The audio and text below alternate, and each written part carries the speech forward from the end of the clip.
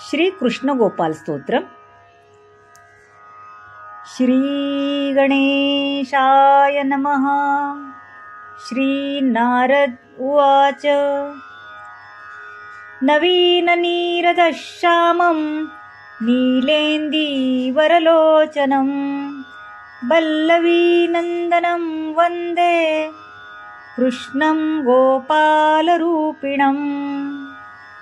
स्फुरद्वह्रीदलोदध्व नीलकुञ्जितमूर्धजं कदम्बो कुसुमोदध्व वनमालाविभूषितं गण्डमण्डलसंसर्गी चलत्कुञ्जितकुन्तलं स्थूलं मुक्ताफलोदार हारोद्योतितवक्षसं हेमाङ्गदतुलाकोटि किरीटोज्ज्वलविग्रहं मन्दमारुतसंक्षोभं चलिताम्बरसञ्जयं रुचिरौष्टपुटन्यंस्त वंशिवमधुरन्निनिस्वने तसङ्गोपालिका चेतो मोहयन्तः पुनः पुनः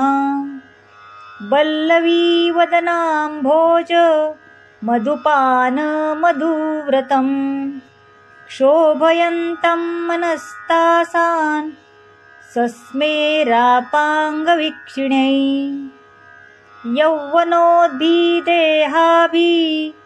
संसक्ताभिः परस्परं विचित्राम्बरभूषाम्भिर्गो वनारीभिरावृतं प्रभिनाज्जनकालिन्दी जलकेलीकलोत्सुकं योधयन्त क्वचिद्गोपान् व्याहरन्त गवागणं कालिन्दी जलसंसर्गी शीतलानीलसेविते कदम्बपादपश्चाये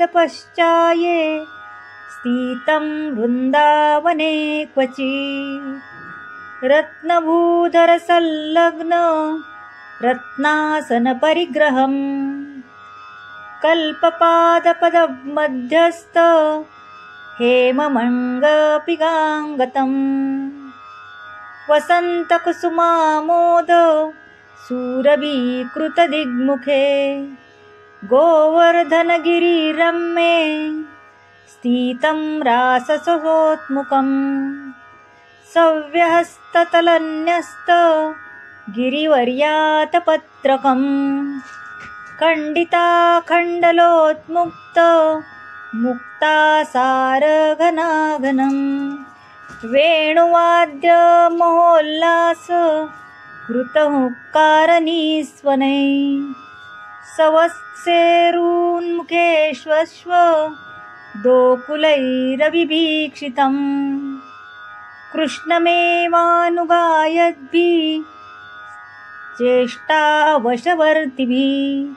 दण्डपाशोद्यतत्करैर्गोपालैरुपशोभितं नारदाद्यैर्मुनिर्श्रेष्ठे वर्दे वेदाङ्गपारगै प्रीतिसुग्निग्धया वाचा स्तूयमान परात्परं य एवं चिन्तयेद्देव भक्त्या सन्तोऽस्ति मानवः त्रिस्सन्ध्यन्तस्य तुष्टोऽसौ ददाति वरमीप्सितं राजवल्लभभतामेति भवेत् सर्वजनप्रिया अचलां श्रियमाप्नोति वाग्मी जायते ध्रुवम् इति श्रीनारदपञ्चरात्रे गोपालस्तोत्रं समाप्तं. श्री स्वामी समर्थ.